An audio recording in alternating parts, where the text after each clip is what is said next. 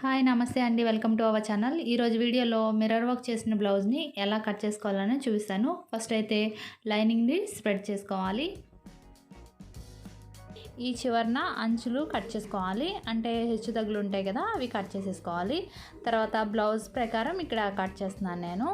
ఇక్కడ లెంగ్త్ చూసుకోవాలి. షోల్డర్ దగ్గర నుంచి నడుం వరకు లెంగ్త్ వచ్చేసి 14 వచ్చింది. దానికి ఒక హాఫ్ ఇంచ్ యాడ్ చేసుకుని 14.5 దగ్గర మార్క్ చేసుకోవాలి. తర్వాత నడుం కొలత తీసుకోవాలి. ఈ హుక్స్ బెల్ట్ కానించి తర్వాత కాజల్ పట్టీ వరకు కూడా ఇలాగా టేప్తో పెట్టుకున్నట్లయితే 32 వచ్చిందండి. దీనికి ఒక 10 ఇంచెస్ యాడ్ చేసుకున్నట్లయితే ఖర్చుతో సహా వచ్చేస్తుంది అనమాట. మనం ఎక్స్ట్రా ఖర్చు ఏమీ పెట్టుకోని అవసరం లేదు. 32 ఇంచెస్కి ఒక 10 ఇంచెస్ యాడ్ చేస్తే 42 వచ్చింది కదా. దీన్ని 4 భాగాలు చేసుకున్నట్లయితే మనకి 10.5 ఇంచులు వచ్చింది. 10.5 ఇంచుల దగ్గర మార్క్ చేసుకోవాలి. తర్వాత ఇక్కడ నడుం దగ్గర నుంచి ఈ పైకి ఆర్మ్ రౌండ్ దగ్గర వరకు ఇలా మార్క్ చేసుకోవాలి. ఖర్చుతో సహా పైకి పెట్టుకోవాలి మార్కింగు. ఆమోల్ రౌండ్ అంటే డౌన్ ఎంత పెట్టుకోవాలో ఇప్పుడు బ్లౌజ్ ప్రకారం పెట్టేసుకున్నాం కదా. తర్వాత నెక్ పార్ట్ ఇలాగా బ్లౌజ్ని సమానంగా పెట్టుకొని ఇప్పుడు షోల్డర్ చూసుకుందామండి. టేప్తో ఈ చివరి నుంచి ఈ చివరికి ఎంత వచ్చిందో చూసుకోవాలి. 11 ఇంచులు వచ్చింది. దీన్ని హాఫ్కి చేసుకున్నట్లయితే మనకి 5.5 ఇంచులు వచ్చింది. ఈ షోల్డర్ భాగం కొలత తీసుకునేటప్పుడు కరెక్ట్గా బ్లౌజ్ని బాగా స్ప్రెడ్ చేసుకుని వేసుకోవాలండి. ఇక్కడ నేను 5.5 ఇంచుల దగ్గర మార్క్ చేసుకుని ఆర్మ్ రౌండ్ వరకు డౌన్ కింద ఇలా మార్క్ చేసేసుకోవాలి. తర్వాత షోల్డర్ దగ్గర కూడా ఒక గీత గీసేసుకున్నాను. తర్వాత వచ్చేసి నెక్ పార్ట్ ఎలాగైనా తీసుకోవచ్చు, బ్లౌజ్ ప్రకారమైనా లేదంటే టేప్తో అయినా వేసుకోవచ్చు. ఇక్కడ టేప్ ప్రకారం అయితే 9.5 ఇంచుల దగ్గర మార్క్ చేసుకోవాలి. ఎలాగైనా పెట్టుకోవచ్చు అనమాట. ఇక్కడ షోల్డర్ ఎంత వచ్చిందో ఇక్కడ బ్లౌజ్ ప్రకారం తీసుకుంటున్నాను. షోల్డర్ వచ్చేసి 3 ఇంచెస్ వచ్చింది. 3 ఇంచెస్ దగ్గర మార్క్ చేసుకోవాలి. ఒక 1/2 ఇంచ్ యువతలకి పెట్టుకున్నాను నేను. నెక్ అంటే మరీ పెద్దదైపోతుందేమో అని చెప్పేసి ఇది నేను కట్ చేయడం లేదు. ఎందుకంటే బ్లౌజు ఆల్రెడీ మిర్రర్ వర్క్ చేసేసాం కదా. నెక్ ఎలా మార్కింగ్ చేసుకోవాలన్నది చూపిస్తున్నాను. ఇక్కడ ఆర్మ్ రౌండ్ 1.5 ఇంచ్ దగ్గర మార్క్ చేసుకొని పెట్టుకోవాలండి. ఇది ఎవరికైనా 1.5 ఇంచ్ దగ్గర పెట్టుకుంటే సరిపోతుంది. తర్వాత బ్లౌజ్ చివరి భాగంలో ఒక 1/2 ఇంచ్ లాగా పైకి మార్కింగ్ చేసుకొని ఇక్కడ క్రాస్గా కట్ చేసేసుకోవాలండి. ఇది బ్లౌజ్ ఫిట్టింగ్ అనేది బాగుంటుంది అనమాట. మరి సాల్లాగా లేకుండా బాగుంటుంది అనమాట ఫిట్టింగు. ఇది మొత్తం కట్ చేసేసుకుంటున్నాను. ఇక్కడ నెక్ పార్ట్ మాత్రం కట్ చేసుకోకూడదు. తర్వాత ఫ్రంట్ పార్ట్ కట్ చేసేటప్పుడు ఇలా క్రాస్ చూసుకోవాలండి. క్లాత్ ఇలా క్రాస్ కరెక్ట్గా అంటే ఒక లైన్లో వచ్చిన తర్వాత ఇలా మార్క్ చేసుకోవాలి. క్రాస్ అనేది కరెక్ట్గా వస్తేనే కదా బ్లౌజు మనకి ఫిట్టింగ్ అనేది బాగుంటుంది. ఇది క్రాస్ మాత్రం ఖచ్చితంగా కరెక్ట్గా చూసుకుని అప్పుడు బ్యాక్ పార్ట్ని ఇలా స్ప్రెడ్ చేసుకోవాలి. ఇక్కడ ఆమోలు అన్నీ కూడా మార్కింగ్ చేసేసుకుంటున్నాను. నెక్ అది కూడా షోల్డరు. ఇప్పుడు బ్యాక్ పార్ట్తో పని లేదు. ఇంకా ఫ్రంట్ పార్ట్ ఇప్పుడు వచ్చేసి బ్లౌజ్ తీసుకొని ఫ్రంట్ పార్ట్లో కొలతలు పెట్టేసుకుందాము. నెక్ వచ్చేసి 6.5 ఇంచ్ దగ్గర మార్క్ చేసుకోవాలి. మళ్ళీ 7 ఇంచెస్ దాకా వచ్చేస్తుంది. ఆ తర్వాత ఫ్రంట్ షేప్ తీసుకోవాలి. బ్లౌజ్ని ఇలా పట్టుకొని షోల్డర్ దగ్గర నుంచి ఇలాగ ఒక కొలత తీసుకోవాలి. ఇక్కడ నుంచి టేప్ని ఇలా పట్టుకొని ఈ షేప్ వరకు ఇలా చూసుకోవాలి. బ్లౌజ్ని మరీ సాగదీసేయకూడదండి. సాగదీస్తే ఎంతైనా సాగిపోతూనే ఉంటుంది. ఇక్కడ నాకు 12 ఇంచెస్ వచ్చింది. దానికి ఒక 1/2 ఇంచ్ యాడ్ చేసుకుని 12.5 దగ్గర మార్క్ చేశాను. తర్వాత వచ్చేసి ఇక్కడ హుక్స్ పట్టి కాజా పట్టి దగ్గర నుంచి ఒక 1.5 ఇంచ్ దగ్గర మార్క్ చేసుకోవాలి. ఇలా క్రాస్గా ఒక మార్క్ చేసుకుని ఈ చివరిని కూడా ఒక 1/2 ఇంచ్ ఇలా మార్క్ చేసుకోవాలి. ఇలా క్రాస్ తీసుకోవాలన్నమాట. ఇప్పుడు ఇక్కడ నుంచి ఒక 4 ఇంచెస్ దగ్గర మార్క్ పెట్టుకుని ఫ్రంట్ పార్ట్లో టక్స్ ఎలా వేసుకోవాలో చూపిస్తున్నాను చూడండి. ఇక్కడ ఈ 4 ఇంచెస్ దగ్గర నుంచి కిందకి మార్క్ చేసుకుని అటు ఇటు 1 ఇంచ్ దగ్గర మార్క్ పెట్టుకోవాలి. తర్వాత ఇలా మార్క్ చేసుకోవాలన్నమాట. ఇలా మార్క్ చేసిన ప్రకారం మనం కుట్టుకోవాలి. దానికి ఆపోజిట్గా ఈ ఆర్మ్ రౌండ్ దగ్గర తర్వాత హుక్స్ పట్టి కాజా పట్టి దగ్గర ఇలా మార్క్ పెట్టుకుని దీని ప్రకారం టక్స్ వేసుకోవాలి. అంటే బిగినర్స్ అయితే ఇలా వేసుకుని కుట్టుకున్నట్లయితే పర్ఫెక్ట్గా వస్తుంది. నెక్స్ట్ వచ్చేసి నెక్ రౌండ్ కూడా రౌండ్గా వేసేసుకున్నాను. ఆమోల్ రౌండ్లో లోతు తీసుకోవాలండి. ఈ లోతు ఒక 1/2 ఇంచ్ వరకు తీసుకోవాలి. ఇలాగా లోతు తీసుకున్నట్లయితే ఫ్రంట్ అనేది కుచ్చులు అవి రాకుండా ఉంటుంది. తర్వాత కట్ చేసేసుకుందామండి. మొత్తం అయితే మెజర్మెంట్స్ అన్నీ పెట్టేసుకున్నాం కదా. ఇప్పుడు మొత్తం కట్ చేసేసుకోవాలి.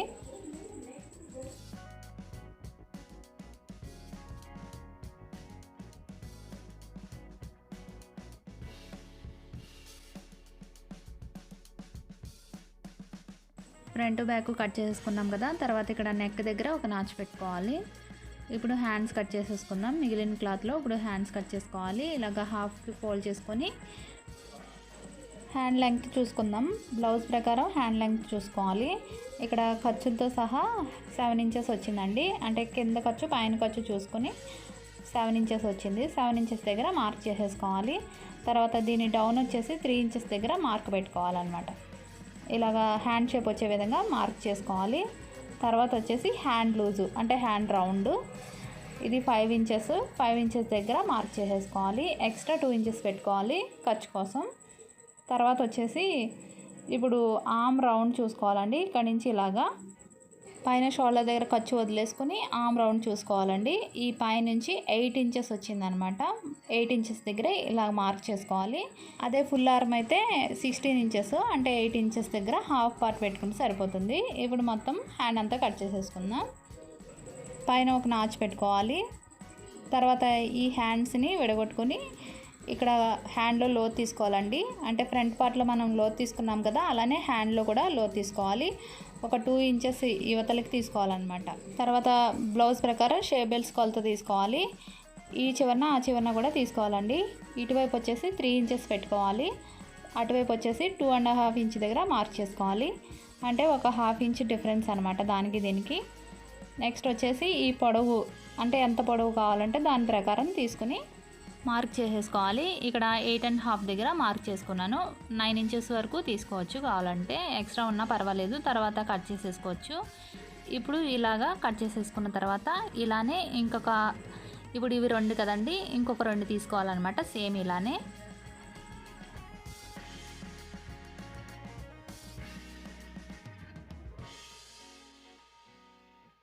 మెయిన్ ఫ్యాబ్రిక్ కట్ చేసుకోవాలి. దీన్ని ఇలాగా స్ప్రెడ్ చేసుకోవాలి. ఇది లిక్విడ్ ఎంబ్రాయిడరీ చేశానండి. మీరు ఎవరైనా చూడకపోతే మీకు ఇంట్రెస్ట్ ఉంటే డిస్క్రిప్షన్లో లింక్ ఉంటుంది, ఒకసారి చూడండి. బ్యాక్ పార్ట్ని తీసుకొచ్చి దీని మీద ఇలా స్ప్రెడ్ చేసుకోవాలి.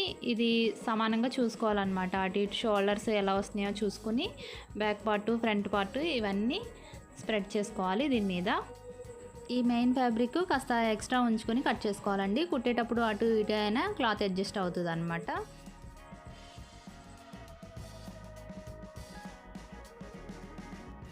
మిగిలిన క్లాత్ని ఇలా డబల్ ఫోల్డ్ వేసుకోవాలి. ఎందుకంటే ఫ్రంట్ పార్ట్లో 2 రావాలి కదా. ఇప్పుడు ఫ్రంట్ పార్ట్ తీసుకొచ్చి ఇలా వేసుకోవాలి. ఆల్రెడీ దీనికి వర్క్ చేసేటప్పుడే నేను మెజర్మెంట్స్ అవి పెట్టుకున్నాను కాబట్టి కట్ చేసేటప్పుడు ఏమీ ఇబ్బంది ఉండదు.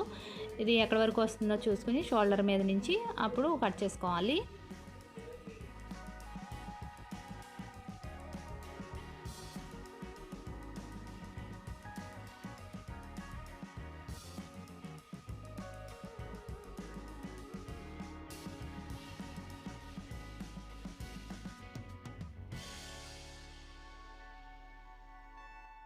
ఫ్రంట్ పార్ట్ కట్ చేసేసుకున్నాం కదా. ఇప్పుడు మిగిలిన క్లాత్ హ్యాండ్స్ కట్ చేసుకోవాలి. దీన్ని డబల్ ఫోల్డ్ వేసుకోవాలి. ఈ లైనింగ్ తీసుకొచ్చి ఈ పైన వేసుకోవాలి. దీనికి అతుకులు పడే విధంగా ఉంది, ఎందుకంటే మెయిన్ ఫ్యాబ్రిక్ చాలా చిన్నగా ఉందన్నమాట. లైనింగ్ కంటే తక్కువగా ఉంది క్లాత్, అతుకులు పడతాయి.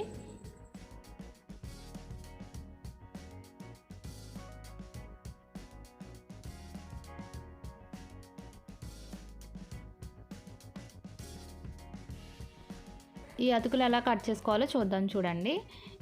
ఇవి ఆమూల్లోకి వస్తాయి అన్నమాట, బయటకి ఏం కనిపించవు. ఇలా డబల్ ఫోల్డ్ వేసుకుని క్లాత్ని ఎక్స్ట్రా ఉన్నది అంటే ఒక 1/2 ఇంచు యువతలకి కట్ చేసుకోవాలండి. అప్పుడు మళ్ళీ కట్ చేసినప్పుడు మనకి సరిపోతుంది క్లాత్.